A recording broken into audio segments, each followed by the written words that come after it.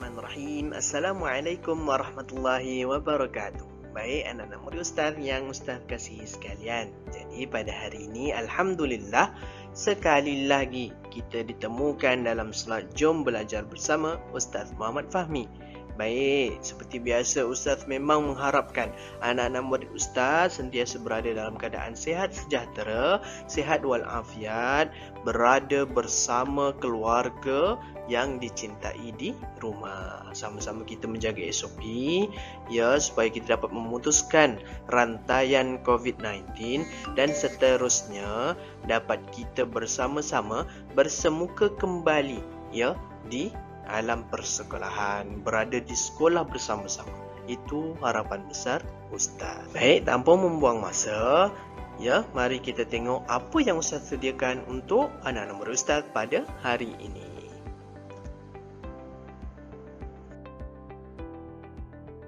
Baik, seperti biasa, sebelum kita memulakan pembelajaran kita pada hari ini, mari kita bersama-sama berdoa kepada Allah Subhanahu Wa Taala. Supaya apa? Supaya diberikan kemudahan, kelancaran untuk kita belajar pada hari ini. Baik, sama-sama mari kita menandatangan, mengaminkan bacaan doa yang Ustaz akan bacakan. Baik, Bismillahirrahmanirrahim. Allahumma aftah alaina hikmataka wanshur alaina min khazaini rahmatika ya arhamar rahimin. Ya Allah, bukakan kepada kami hikmah-hikmah-Mu dan berikan kami rahmat-rahmat-Mu ya Allah, yang Maha Pengasih lagi Maha Penyayang. Amin. Amin amin ya rabbal alamin. Baik, dengan bacaan doa sebentar tadi, Ustaz memang mengharapkan kita diberikan kelancaran dan kemudahan untuk belajar pada hari ini. Jadi, tanpa membuang masa, kita tengok pada slide yang seterusnya.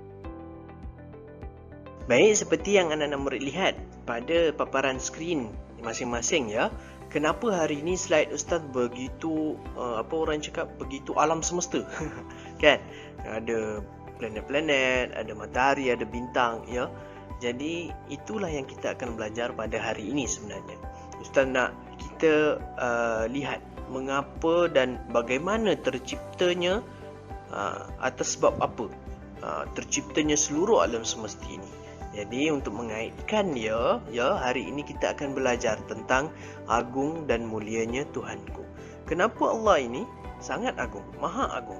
Kerana cuba kita lihat pada penciptaan bukit bukau, gunung ganang ya, ataupun kita lihat paling mudah, kita tengok pada langit. Macam mana langit tu boleh ada ke atas tetapi tak ada satu benda pun yang menyokongnya. Contohnya seperti tiang ataupun tali di atas digantung kan? Tidak ada. Jadi itulah dia salah satu bukti yang menunjukkan Allah itu maha agung. Jadi kita kena mengagungi ciptaan Allah Subhanahu wa Ta'ala. Baik, sekarang ini kita akan belajar yang pertama ya. Yang pertama kita akan belajar tentang pengertian nama Al-Azim dan Al-Hamid. Al-Azim ini adalah salah satu daripada nama-nama Allah, dan juga Al-Hamid juga salah satu daripada nama-nama Allah. Kalau kita baca Asmaul Husna ya, kita akan jumpa nama-nama Allah ini. Ada 99 nama-nama Allah. Jadi kalau anak-anak murid Ustaz belum ingat, belum hafal lagi, cuba untuk hari-hari menasyidkan lagu Asmaul Husna. Nasyidkan Asmaul Husna supaya kita lebih mengingati nama-nama Allah. Yang pertama, kita tengok pada perkataan Al-Azim. Apa maksud dia? Maksud Al-Azim ini daripada perkataan bahasa Arab. Jadi kita translatekan dia kepada bahasa Melayu, kita akan dapat Maha Agung. Al-Azim ini berarti Maha Agung.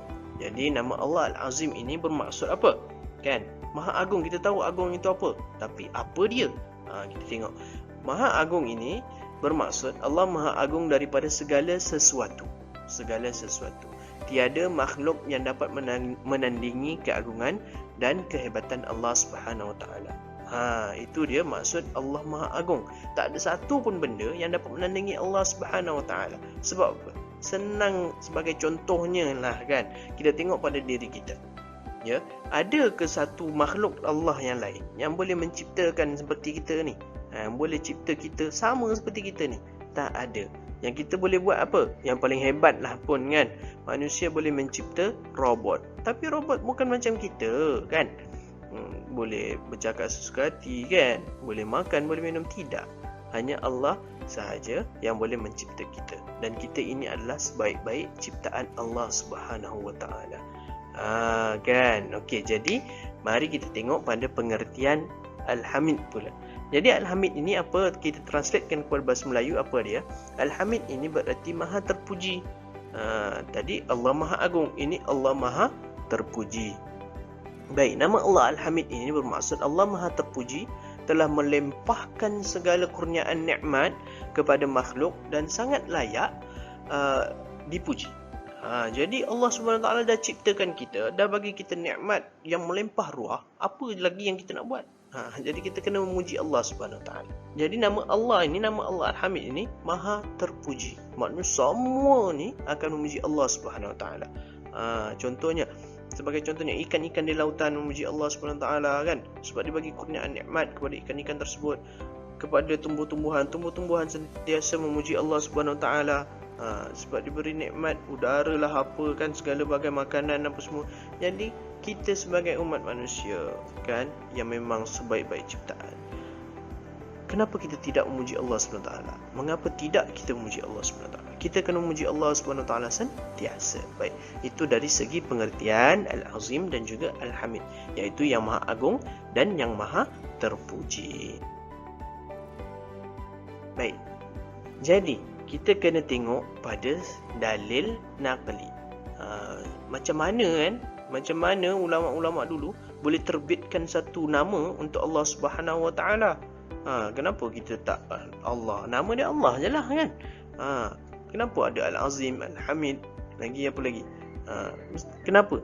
Jadi para ulama dahulu kala ya telah mengambil dalil-dalil daripada Al-Quran yang diturunkan oleh Allah Subhanahu Wa Taala. Allah sendiri cakap itu nama dia. Kan? Dalam Al-Quran ni Allah ada cakap macam-macam. Ada sirah, ada peringatan, dan Allah juga berikan apa nama yang patut kita gelar Allah Subhanahu Wa Taala. Jadi para ulama telah men-shortlistkan, setelah menyenaraikan untuk kita nama-nama Allah yang terdapat di dalam Al-Quran Al-Karim. Jadi kita tengok apa dalil dia supaya kita lebih dapat dan lebih faham ya. Untuk nama Allah Al-Azim, kita tengok dalil dia. Dalil dia ambil daripada surah Al-Baqarah ayat yang ke-255. Surah Al-Baqarah ayat 255 yang berbunyi, A'udzu billahi minasyaitonir rajim. Wa huwal 'aliyyul 'azim. Sadaqallahul 'azim. Baik, jadi maksud dia daripada ayat Al-Quran tadi, surah Al-Baqarah ayat 255, bermaksud dan dia maha tinggi, maha agung. Wa huwal 'aliyyul 'azim. Dekat sini ada dua nama Allah SWT, iaitu Al-Ali dan juga Al-Azim. Tapi yang kita nak belajar pada hari ini adalah Al-Azim. Jadi Al-Azim kita dah tengok, kita tengok pada Al-Hamid pula. Dalil yang menyatakan bahawa Allah ini ada nama Al-Hamid. Jadi kita tengok pada surah Hud ayat 73 yang berbunyi, A'udzu billahi minasyaitonir rajim. Innahu Hamidum Majid.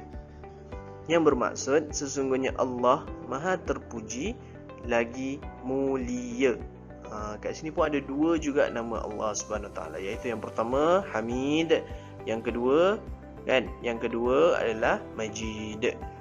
Hamid dan Majid, tapi yang kita nak belajar adalah Hamid. Jadi kena ingat dalil dia daripada surah Hud ayat 73. Baik, sekarang kita lihat pada, kita belajar tentang kepentingan beriman dengan nama Allah Al-Azim dan Al-Hamid. Apa pentingnya kita belajar nama Allah Al-Azim dan Al-Hamid ini? Kan? Takkan kita belajar begitu saja, mesti ada perkara penting dalam pembelajaran kita pada hari ini. Jadi kita tengok. Baik. Jadi yang pertama adalah membentuk peribadi yang berakhlak mulia. Bila kita tahu Allah ini maha agung, Allah ni maha terpuji, kita akan automatically kita akan rasa, oh, kita pun kena berakhlak dengan akhlak mulia, kena contohi Rasulullah sallallahu alaihi wasallam. Dan yang seterusnya adalah memupuk sifat bersyukur dan berterima kasih. Sebab yang tadi maksud Al-Hamid tadi adalah Allah yang maha terpuji, Allah dah melimpahkan segala apa semua nikmat kepada kita. Jadi kita kena bersyukur dan berterima kasih kepada Allah Subhanahu wa taala. Sebab itu adalah salah satu cara untuk kita memuji Allah Subhanahu wa taala. Seterusnya, selalu memuji Allah dengan menyebut subhanallah. Subhanallah. Kan? Mudah saja subhanallah. Kalau nak lagi panjang, subhanallah, alhamdulillah, wa la ilaha illallah, Allahu akbar. Itu complete full package. Baik. Jadi seterusnya sentiasa merasai keagungan Allah Subhanahu Wa Taala. Bagaimana kita nak merasai keagungan Allah Subhanahu Wa Taala? Macam yang Ustaz bagi contoh tadi, ya. Kita lihat pada sekeliling kita. Kita tengok pada perkara-perkara semula jadi yang terjadi dengan sendirinya. Bukan kita yang buat, tapi Allah Subhanahu Wa Taala yang ciptakan. Jadi seterusnya yang kelima adalah berusaha membaiki diri supaya menjadi manusia mulia. Kan Allah dah bagi nikmat, takkan kita nak jadi orang yang tak berguna. Mesti kita nak menjadi, kita nak contohi akhlak Rasulullah sallallahu alaihi wasallam, iaitu akhlak yang mulia. Dan yang terakhir, yang keenam adalah melazimi sikap merendah diri dan tidak sombong. Ini perkara penting. Sebab apa kita nak sombong? Kita tak boleh nak buat apa pun. Allah itu yang maha menciptakan segalanya. Kan? Kita ni tak ada kuasa nak cipta satu benda pun. Kan, benda simple boleh lah, setakat nak asal pensel lah boleh lah, tapi kita tak boleh nak buat apa yang lebih daripada Allah Subhanahu Wa Taala ciptakan. Itu dia. Jadi kita kena melazimi sikap merendah diri. Kita kena rendah diri, tak boleh bongkak, tak boleh angkuh, tak boleh apa semua dengan manusia lain. Kita kena merendah diri dan tidak sombong. Baik, alhamdulillah kita dah lihat pada kepentingan mengapa kita belajar nama Al-Azim dan juga Al-Hamid. Yang seterusnya kita lihat bukti. Apa dia bukti yang menyatakan bahawa saya kan, kita ni beriman dengan nama Allah Al-Azim dan Al-Hamid ni. Sebab kita tak boleh bercakap sahaja, kita mesti menunjukkan bukti bahawa kita ni beriman dengan nama Allah Al-Azim dan juga Al-Hamid. Kita tengok pada bukti saya beriman dengan nama Allah Al-Azim dan Al-Hamid. Baik, yang pertama, mesti menjadi muslim yang taat, dan yang kedua bertawakal kepada Allah Subhanahu wa taala, dan seterusnya mensyukuri nikmat Allah Subhanahu wa taala. Jadi tiga benda ini kita kena buat untuk membuktikan keimanan kita, membuktikan kita ni beriman dengan Allah Subhanahu wa taala, beriman dengan nama Allah Al-Hamid dan juga Al-Azim. Okey. Jadi tiga benda ni, muslim yang taat, kita kena menjadi muslim yang taat. Yang kedua, bertawakal kepada Allah, kita kena sentiasa bertawakal kepada Allah. Dan yang ketiga, mensyukuri nikmat Allah, kita kena sentiasa bersyukur kepada Allah SWT. Okey, kita tengok pada bagaimana kita nak menjadi muslim yang taat. Ini cara kita nak menjadi muslim yang taat. Iaitu yang pertama kita melakukan amal-amal soleh. Kita kena bersifat dengan sifat amal. Kita kena bersifat dengan sifat yang saleh. Kita kena beramal dengan perkara-perkara yang saleh. Dan juga menjauhi maksiat. Itu dua cara tu je, kita dah boleh jadi muslim yang taat. Baik, seterusnya yang kedua, bertawakal kepada Allah. Kita lihat. Okey. Dua benda ni kita kena buat untuk nak menunjukkan kita ni kita ni tawakal kepada Allah SWT. Iaitu meyakini ketentuan Allah dalam kehidupan. Yakin sahaja apa Allah tentukan dekat kehidupan kita, yakin itu Allah dah tentukan. Tapi janganlah cakap macam oh, tadi saya mencuri, saya yakin itu ketentuan Allah. Itu salah konsep, bukan. Itu pilihan kita. Okey. Yang seterusnya adalah berusaha dengan tekun untuk berjaya. Sebab Allah ini kita kena tahu, ya, dia pandang pada usaha kita, bukan hasilnya. Usaha, yang penting usaha. Usaha. Lepas usaha baru kita bertawakal. Tak boleh tiba-tiba kita tak buat apa kan. Tiba-tiba aku tawakal je lah dekat Allah. Itu pun salah konsep, bukan. Mesti berusaha dahulu baru bertawakal kepada Allah. Okey, yang seterusnya, yang terakhir, mengagungkan kehebatan Allah. Cara kita nak bersyukur dengan Allah, kita kena agungkan kehebatan Allah. Seterusnya, menggunakan nikmat dengan sebaik-baiknya. Jangan kita kufur nikmat. Allah bagi nikmat tapi kita buat kufur, kita buat jahat. Jangan.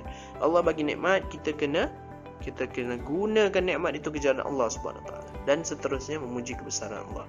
Itulah satu-satunya cara untuk kita bersyukur, dengan memuji Allah Subhanahu Wa Taala. Macam mana kita nak memuji? Macam yang tadi, paling mudah, subhanallah walhamdulillah wala ilaha illallah Allahu akbar.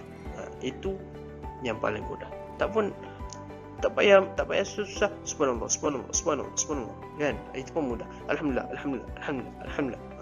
Allahu akbar, Allah. Itu pun mudah. Tak ada masalah. Baik. Jadi inilah dia secara keseluruhannya cara kita nak membuktikan kita ni beriman dengan nama Allah Al-Azim dan juga Al-Hamid. Jadi ingat contoh-contoh ni dan cuba praktiskan dalam kehidupan seharian. Ya, boleh anak-anak murid? Baik. Alhamdulillah kita dah sampai di penghujungnya. Itu sahaja yang kita belajar. Kita belajar tentang apa? Yang pertama, pengertian nama Allah Al-Azim dan juga Al-Hamid. Dan yang kedua, kita belajar tentang dalil naqli, dalil yang kita ambil daripada Al-Quran yang menunjukkan nama Allah Al-Azim dan juga Al-Hamid. Dan seterusnya, kepentingan mengapa kita belajar nama Allah Al-Hamid dan juga Al-Azim. Dan seterusnya, kita nak buktikan bagaimana kita nak beriman dengan nama Allah Al-Azim dan juga Al-Hamid. Jadi 4 perkara itu sahaja yang kita belajar pada hari ini.